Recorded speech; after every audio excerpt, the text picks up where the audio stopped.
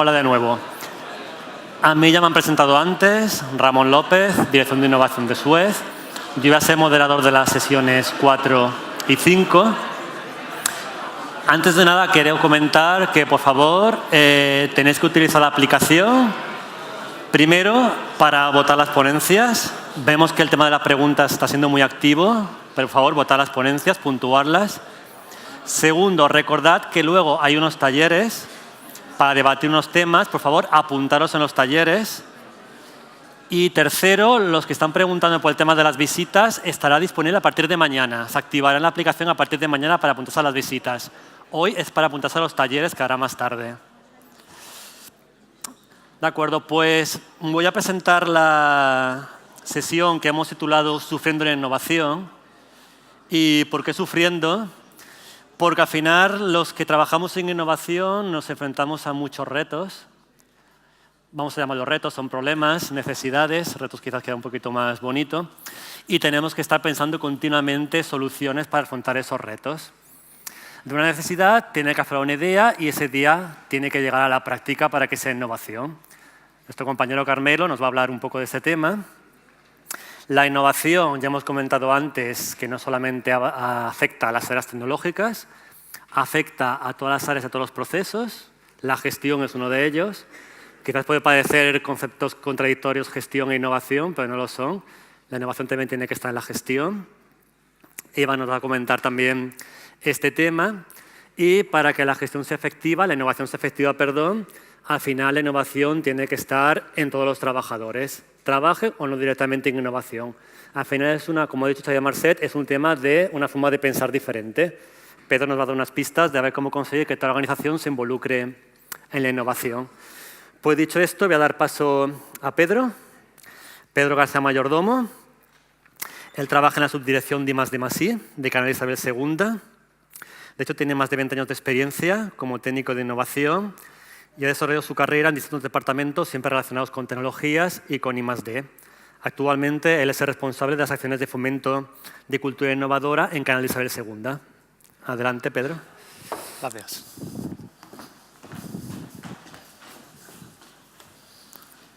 Bueno, buenas tardes a todos y muchas gracias a la organización por haberme invitado a estar aquí. La verdad es que siempre cuesta un poco, ¿no?, esto de volver después de comer y empezar en una sesión de tarde y encima empezar en una sesión de tarde que se llama Sufriendo la innovación. La verdad es que da un poco ganas de salir corriendo, ¿no? Ya han cerrado la puerta, ya no podemos escaparnos. Pero yo, fijaos, con el permiso de la organización, si tuviera que titular esta sesión, yo lo hubiese titulado Sufriendo la no innovación. ¿Y esto por qué? Pues porque lo hemos estado viendo esta mañana, ¿no? Que en el entorno tan cambiante en el que nos movemos últimamente, pues yo creo que son las empresas que no apuestan por la innovación las que de verdad van a sufrir. Y esto lo digo yo, que trabajo en Canal Isabel II, que es una empresa pública con 170 años de historia y que parece que de alguna manera estamos blindados frente a cualquier cosa que pueda pasar en nuestro entorno. Pero no es ni mucho menos así. Nosotros, como todas las empresas del mundo, queremos estar preparados para que si en algún momento el entorno cambia, poder adaptarnos y continuar. Al fin y al cabo queremos ser una empresa innovadora. Y yo siempre que digo esto me hago la misma pregunta. Oye, ¿pero qué es lo que hace que una empresa sea innovadora? Y la respuesta pues la hemos tenido aquí a lo largo de la mañana. Hemos visto que una empresa es innovadora porque apuesta por la tecnología, porque apuesta por ingeniería avanzada, apuesta por transformación digital, porque tiene mecanismos de contratación adecuados para poder hacer esa innovación. Y, por supuesto, porque invierte en innovación, porque apuesta por invertir en innovación. Pero a mí, en este banco, siempre me falta una patita que ya, de alguna manera, hemos estado viendo esta mañana, y vuelve a salir aquí Mr. Peter Drucker, que ya salía esta mañana en la charla de Xavier Marcet, y que para el que no lo conozca es, de alguna manera, el padre de la gestión empresarial moderna. Es una especie de gurú que se estudia en todas las escuelas de negocio, y que decía esa frase, ¿no?, que ya repetía Xavier Marcet.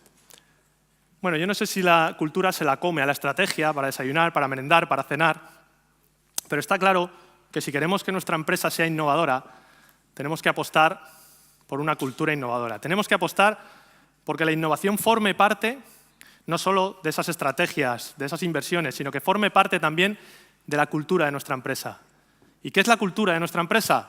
Pues es de alguna manera todo lo que forma la empresa. Todas esas personas, desde el primero al último, que forman parte de la empresa y cómo se comportan. Y todos esos procedimientos y métodos que hay en la empresa. Nosotros en Canal, desde luego, apostamos por esta cultura innovadora. Apostamos porque la innovación forme parte de nuestra cultura, porque de alguna manera no queremos convertirnos en la Kodak del agua. Bueno, ¿y qué ocurre? Pues que cuando vas a hablar de cultura innovadora, hace ya un par de años por lo menos que nos planteamos esto en Canal de Isabel II, dijimos, oye, ¿qué hacemos con esto? ¿Cómo lo mejoramos? ¿Cómo mejoramos la cultura innovadora de la empresa? Y bueno, pues lo que se nos ocurrió es que lo primero que teníamos que hacer, como se hace muchas veces con algo que quieres mejorar, era medir, era saber en qué situación estábamos. Además, que a nadie se le olvide que somos una empresa formada principalmente por ingenieros. ¿Hay algún ingeniero en la sala? Y a los ingenieros les gusta medir. Así que nada, lo que hicimos fue medir cuál era el grado de cultura innovadora presente en nuestra empresa. Preguntamos a cuanta más gente pudimos. Involucramos a un colectivo muy importante de trabajadores de nuestra empresa a través de encuestas, a través de entrevistas personales, a través de focus group, para que nos dijeran cuál era la situación de la innovación en la empresa. Y bueno, después de preguntarles, pues vimos que había una serie de fortalezas, una serie de debilidades, y eso nos llevó a crear un plan de acción. Un plan de acción en el que se analizaron más de 60 aspectos relacionados con la innovación y que finalmente desembocó en 26 acciones concretas. 26 acciones que voy a pasar a detallaros a continuación. No, lógicamente no me daría con el tiempo casi ni para una o dos, pero lo que sí os voy a dar son unas pequeñas pinceladas de algunas acciones que llevamos a cabo en Canal de Isabel II para fomentar la cultura innovadora. Y fijaos, el primer foco para mejorar la cultura de la empresa lo ponemos en el liderazgo. Porque la innovación se expande de arriba hacia abajo y necesitamos que nuestros líderes estén comprometidos con la innovación. Por eso hemos desarrollado acciones que van desde formar a nuestros líderes en aspectos concretos de innovación hasta en acciones de comunicación para que estos líderes, estos señores de ahí con corbata, ¿no?, nos comuniquen a los demás aspectos importantes de la innovación y nos motiven para innovar. También ponemos el foco sobre la gestión del talento. Queremos tener a los mejores para innovar y queremos que estén a gusto. Y por eso hemos lanzado iniciativas que van desde el propio proceso de selección de nuestros empleados, donde valoramos esas características necesarias para la innovación, como son la curiosidad, la espontaneidad o la creatividad, y luego también apostando por la gente que quiere innovar con nosotros, mediante la creación de la comunidad de innovación, una comunidad virtual donde todo el que quiere participa con nosotros aportando noticias, eventos, cualquier cosa relacionada con la innovación. Tenemos también nuestra iniciativa de intraemprendimiento, en la que la gente que quiere participa desarrollando sus propias startups para intentar vencer esa poca agilidad que tienen las empresas como la mía, que podríamos decir empresas un poco tipo dinosaurio. Y, por supuesto, elaboramos un sistema de recompensas para premiar a todos aquellos que participan de forma activa en la innovación. Otro aspecto importante para que la innovación forme parte de nuestra cultura es cambiar nuestra forma de trabajar. Cambiar nuestra forma de trabajar para que todo el mundo se vea implicado. Por ejemplo, potenciando nuestro sistema de gestión de ideas. Un sistema de gestión de ideas que lleva ya tiempo funcionando, pero que ahora queremos que no haya ninguna idea que deje de ser valorada, que no haya ninguna idea que llegue y que pueda convertirse en un proyecto de innovación. También tenemos iniciativas como nuestros enlaces de innovación, personas seleccionadas de la empresa que están encargadas de buscar la innovación en toda la empresa, y no solo de buscarla y de identificarla, sino de potenciarla, de ayudar a que se produzca esta innovación. Porque a veces todos tendremos compañeros que han tenido una idea, que querían desarrollar algo y no han sabido cómo. Pues nosotros tenemos estas figuras estratégicamente colocadas para que nada de eso pase desapercibido. Por último, la comunicación, porque la innovación es colaborativa. Y para que la innovación sea colaborativa, necesitamos que todo el mundo sepa lo que se está haciendo y sepa lo que se está moviendo en innovación. Por eso hemos desarrollado acciones que van desde potenciar los sistemas tradicionales, como son webs, como son blogs, como son publicaciones, hasta crear otro tipo de eventos, como por ejemplo jornadas internas de innovación, donde todo el mundo que tenga una idea o que tenga un proyecto de innovación pueda enseñárselo al resto de la empresa. También tenemos acciones, por ejemplo, que hablan de innovación abierta y que hablan de ver qué empresas están haciendo una buena innovación y establecer programas de colaboración con ellas. Todo esto no es nada fácil. Probablemente un cambio cultural es el cambio más complicado que puede haber en una empresa. Pero nosotros, como Aníbal Smith, el líder del equipo A, nos encanta que los planes salgan bien. Y por eso estamos convencidos que esto nos va a ayudar a mejorar la innovación y a que la cultura innovadora en nuestra empresa sea más potente. Lo decía Xavier Marcet esta mañana, ¿no? Que la estrategia podía apuntar para allá e ir para atrás. Pero, sin embargo, la cultura no. La cultura no se compra, la cultura no se importa, la cultura es real. Y por eso nosotros estamos convencidos que si somos capaces de incorporar la innovación a la cultura de la empresa, vamos a conseguir ser para siempre una empresa innovadora. Muchas gracias.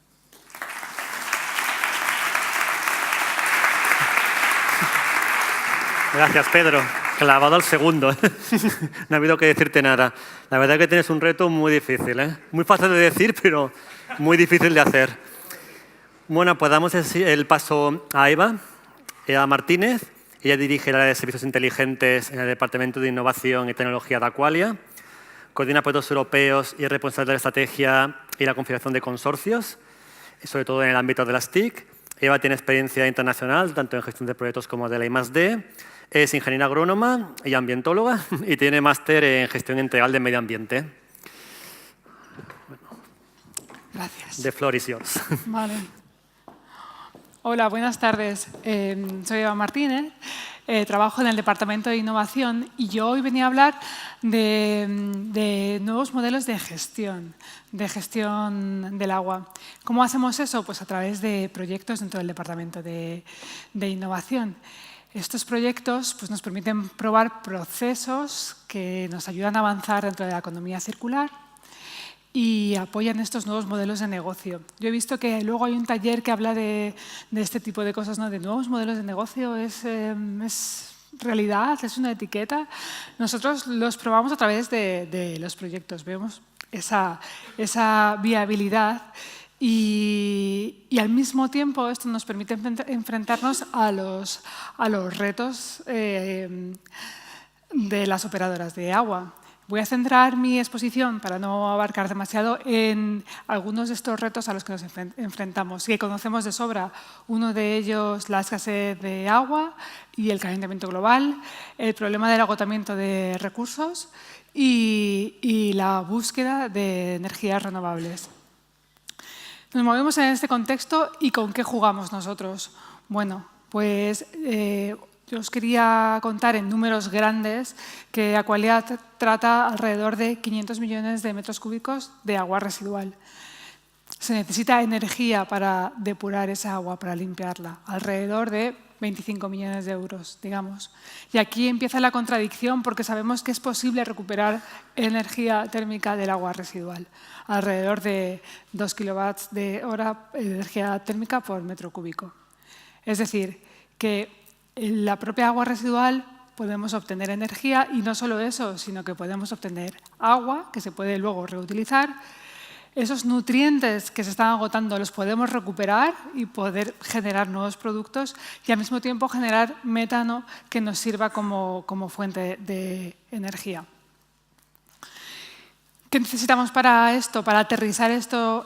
Pues las nuevas 6 Rs, hablábamos antes de las 3 Rs de reducción de energía, de agua, de reactivos, de reducción del impacto ambiental, de reducción de huella de carbono, el reuso de agua y nutrientes, reciclar la energía, pero además necesitamos una nueva era de recuperación de sólidos y subproductos, rediseñar procesos e infraestructuras si es necesario, no siempre contar con las mismas infraestructuras.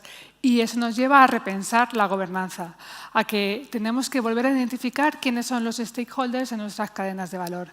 Es decir, que hay un momento de reinventar y de revolucionar y de encontrar estos nuevos paradigmas.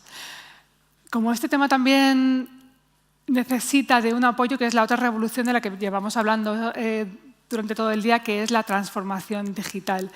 El uso de tecnologías de información y comunicación que nos van a permitir dar soporte a la economía circular, a la implementación de tecnologías de bajo consumo, a una gestión integrada de los procesos, a poder dar esos servicios inteligentes para el ciudadano y ser más resilientes. Pasando a lo que son nuestros proyectos, quería comentaros pues, 3 de ellos, que están dirigidos a la obtención de bioproductos y de agua para reuso, de obtención de energía y, en el último, que es de descentralización de corrientes, en el cual recuperamos nutrientes para generación de fertilizantes y en el que entra una nueva cadena de valor y de stakeholders que nos hace volver a repensar el tema de las operadoras de agua. Entonces, muy brevemente, el H2020 Incover es un proyecto H2020 que está basado en la tecnología del consorcio de algas y bacterias, en el cual nos sirve para depurar agua. En este proyecto está enfocado a biotecnología de algas, bacterias y levaduras para generación de bioplásticos y se intenta optimizar al máximo la obtención de biogás y su refinado hasta biometano para su uso en automoción. Esto nos va a permitir bajar muchísimo el consumo global de energía de la depuradora, llegando a, por ejemplo, datos de 0,1 kilowatts por metro cúbico de agua tratada en relación al habitual 0,5 o 0,7.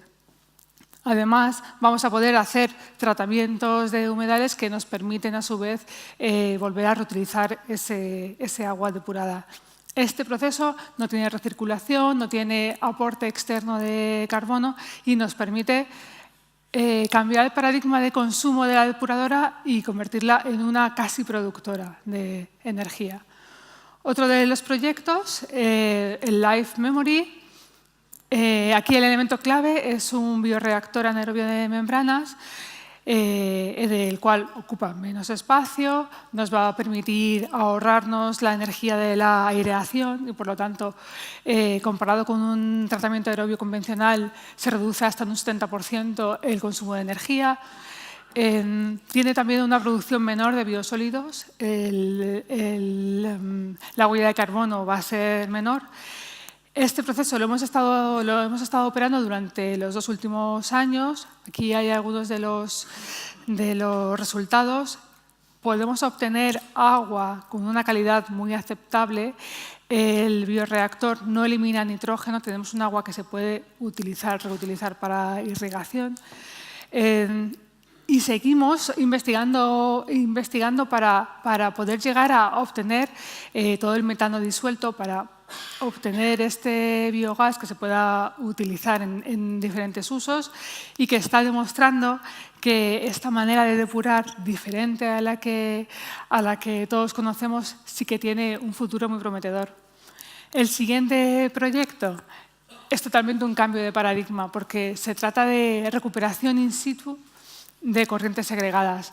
Aquí en este proyecto tenemos aguas negras, aguas grises, aguas de cocina que recuperamos directamente en la comunidad, en el garaje, sin tener que mandar el agua residual a kilómetros fuera, sin tener que operar esas grandes infraestructuras. Los tenemos aquí, es un proyecto totalmente resiliente. Y en este proyecto, además, aparte de la tecnología, de utilizar una NMBR, de utilizar sistemas bioelectroquímicos, lo que tenemos que hacer y lo que estamos haciendo es identificar de nuevo esa cadena de valor integrar a las compañías de fertilizantes que nos están diciendo qué productos son los que necesitan, y hay una labor muy importante de comunicación, de comentarle a la gente, de contarle este proceso, porque sí hay una aversión a lo mejor al tema de tener los residuos tratados tan cerca de ti. Esto implica que hay que contar la historia, contarla bien para que la gente no sea reticente y que este paradigma sea replicable y se pueda encontrar de una manera más habitual. Porque, por ejemplo, una de las grandes dificultades de este proyecto ha sido encontrar estas aguas segregadas, ya que no es habitual en casi ningún sitio de Europa.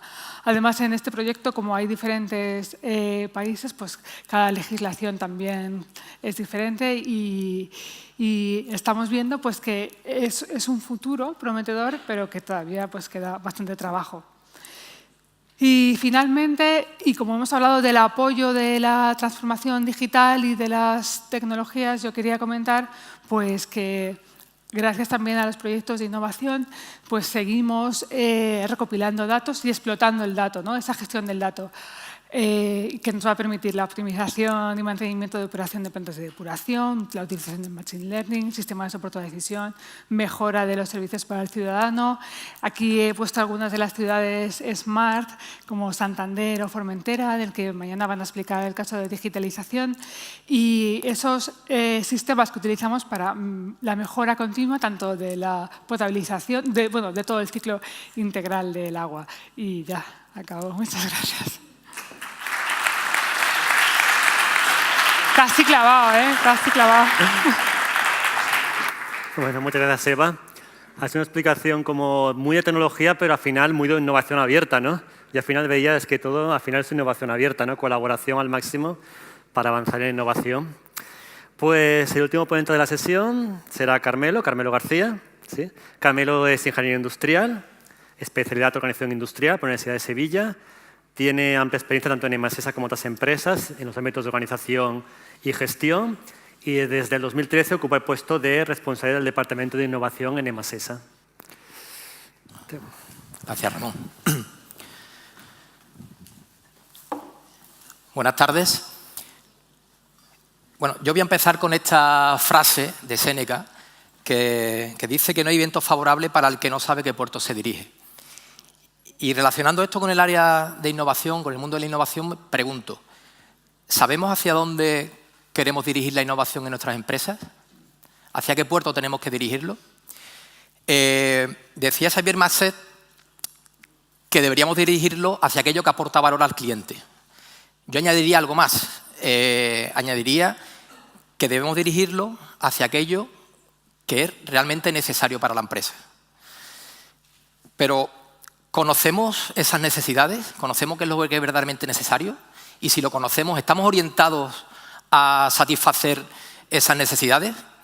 Bueno, pues a esa pregunta y a esa respuesta, sobre esas preguntas y respuestas hemos estado nosotros trabajando durante este tiempo. Yo voy a hablar sobre una dificultad que es suma de varias dificultades. Pero antes de entrar en la dificultad, voy a poner un poco en contexto la situación. El departamento de innovación, el modelo de innovación de Emasesa, desde el punto de vista organizativo, es un modelo que podemos llamar que es descentralizado, en el sentido de que no hay un departamento grande de I+D que aglutina toda la actividad de I+D, sino que, por el contrario, somos un departamento formado por 2 personas, pequeñito, cuya función básicamente es la de dinamizar y coordinar los diferentes procesos de la gestión de I+D, pero apoyado en el resto de áreas de la organización. Dentro de los procesos que gestionamos, pues me voy a parar en uno que es sobre el que voy a hablar de esa dificultad, y es el proceso de recepción de propuestas y análisis de propuestas tanto internas como externas, de proyectos de I+D, de incorporación de nuevas tecnologías, etc. Bien, una de las dificultades que tenemos es que al ser un departamento pequeño con 2 personas es difícil conocer en detalle cuáles son las necesidades reales que tiene la organización, porque para ello tendríamos que tener un conocimiento muy amplio de todos los procesos que forman parte de Emasesa. Y ya digo, para 2 personas, y en concreto una para mí, que no vengo del mundo técnico, sino del ámbito de la gestión, pues es complicado. una de las funciones que tiene que ejercer ese departamento cuando llega una propuesta es la de hacer de primer filtro. De manera que si la propuesta pues, resulta de interés, la canalizamos a los diferentes responsables de proceso y si para nuestro criterio no resulta de interés, la rechazamos. ¿Qué problema tenemos? Pues que gracias a ese desconocimiento, por culpa de ese desconocimiento que teníamos de las necesidades de la empresa, pues esa función del filtro no la estamos ejerciendo. Otra de las casuísticas que se producía era que afortunadamente recibió muchas propuestas. Pero una vez que se analizaban, gran parte de esas propuestas eran rechazadas. ¿Por qué? Pues porque esas entidades externas desconocían cuáles eran nuestras necesidades. Es como si tuviéramos un muro, una especie de filtro, un muro opaco, que impide ver lo que hay detrás, impedía ver cuáles eran esas necesidades. Y otro aspecto también a comentar es que, en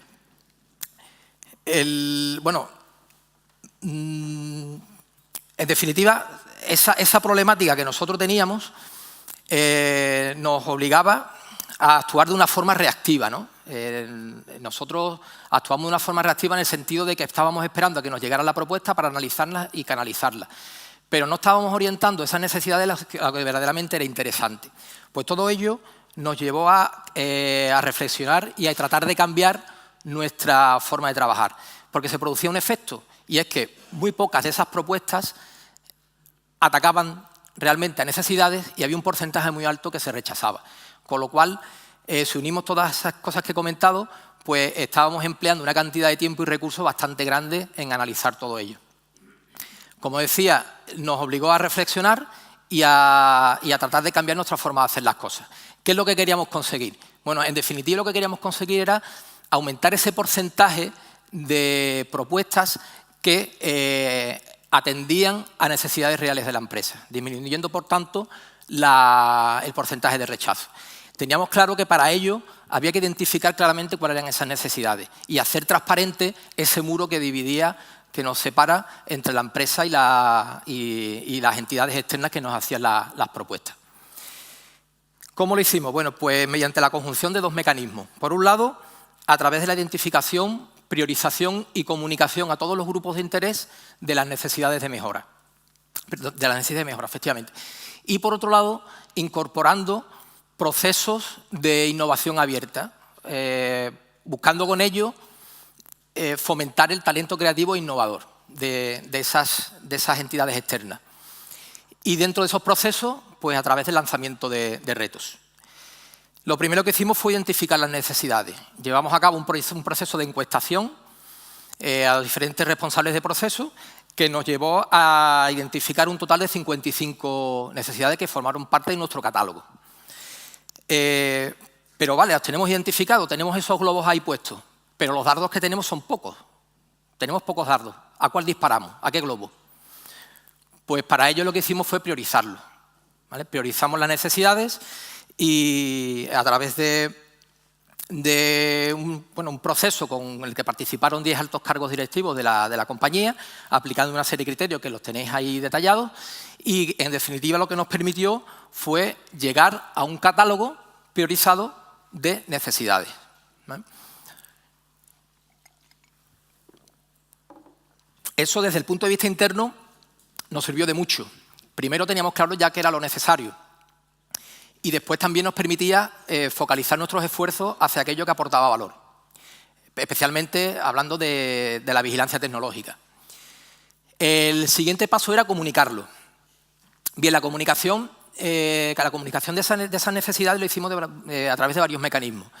Teníamos reuniones con algún centro tecnológico, grupos de investigación, pues antes de tener esa reunión le pasábamos el listado y le decíamos, oye, lo que me vayas a proponer que vaya en línea de estas necesidades. Y eso ayudó mucho a centrar el tiro en todas aquellas propuestas que nos llegaban. Lo hicimos con empresas, con centros tecnológicos y con grupos de investigación.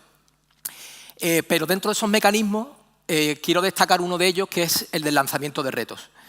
Bien, el lanzamiento de retos lo hemos aplicado a tres elementos. A los empleados, a través del concurso de ideas, tenemos diferentes categorías. Pues una de ellas es un reto que lanzamos, del cual pues nos basamos en una de las necesidades prioritarias y intentamos que ese reto sea lo suficientemente generalista o genérico para que haya una mayor participación.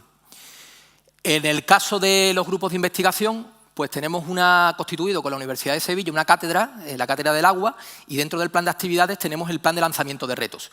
Son 3 retos anuales que lanzamos, abiertos a todos los grupos de investigación. Nos hacen propuestas, nos quedamos con aquella que resulte de más interés, se desarrolla el reto a un módico precio, estamos hablando de 3.000 euros, con lo cual no puede llevar tampoco un trabajo muy exhaustivo, pero sí lo suficiente como para que nos apunten una serie de resultados o líneas futuras de investigación que puedan constituir en el futuro proyectos. Y el tercero es el de la ciudadanía. Hemos tenido una experiencia en el marco de la Semana Europea de la Movilidad, en colaboración con el Ayuntamiento de Sevilla, en el que hemos lanzado retos a la ciudadanía orientados a mejorar nuestra movilidad sostenible, tanto de empleados como de clientes. Bueno, en definitiva, y ya para terminar, la conjunción de estos mecanismos a nosotros lo que nos aporta fundamentalmente son estos beneficios, que es saber hacia dónde orientar nuestros esfuerzos, la vigilancia tecnológica, la realización de propuestas, etcétera, optimizar los recursos, no estamos perdiendo tiempo en algo que nos interesa, orientar las propuestas externas hacia aquello que es necesario, aumentando esas posibilidades de éxito, y aprovechar en mayor medida el talento y creatividad de terceros. El talento no solo está en la organización, fuera hay mucho talento y hay que aprovecharlo. Y ya como resultado final, pues bueno, todo esto que empezamos en el año 2016, pues ya se ha materializado en varios proyectos de I+D bastante interesantes y sobre todo interesantes para la dirección, que es lo que al fin y al cabo a nosotros como departamento nos interesa especialmente. Y por mi parte nada más. Muchas gracias por vuestra atención. ¿Vale? Muchas gracias, Carmelo. Muy interesante el tema, sobre todo, de definir los retos y lanzarlos y que respondan, ¿no? Es como tú pones los retos y los demás responden. Que a veces nos encontramos al revés, que te vienen ya con las soluciones cuando uno tiene ese reto y ahí cuesta más de encajar. Muy bien, pues vamos a ir a una... No estaba puesto en el programa porque ha sido un pequeño error, pero sí que hay parte de debate, de preguntas. Hemos seleccionado 2 preguntas para cada ponente, para ir un poquito más ligeros. A ver, mostraremos aquí arriba. Pedro ha tenido muchísimas preguntas. Si estás en la aplicación lo podrás ver. Nos hemos quedado con las 2 primeras. Aquí están, sí. La primera es, a 2 años de la cultura innovadora, ¿cómo valoras de implantación y evolución? ¿Algún resultado? Bueno, pues la verdad es que esta pregunta es... Me alegro de que me hagan esa pregunta, porque lógicamente, como yo os decía, al principio del proyecto medimos cuál era la situación de la cultura innovadora en nuestra empresa. Y esta semana que viene, concretamente, uno de los compromisos del plan es volver a medir de forma regular cómo está penetrando la innovación en la cultura de la empresa. Y justo la semana que viene vamos a medir de nuevo cuál es la penetración de la cultura innovadora en la empresa. Entonces, ahora mismo nos tendríamos que juntar otra vez la semana que viene y ya os podría decir algo. Muy bien. Y la siguiente pregunta. Si no eres el gerente de una empresa, ¿puedes apostar por tener una actitud innovadora en tu empresa sin acabar frustrado? Bueno, yo también creo que puedes acabar frustrado siendo gerente, ¿no? Pero bueno. Sí, exacto. Yo creo que, aunque no seas el gerente, puedes tener una actitud innovadora y puedes estar a gusto en tu empresa.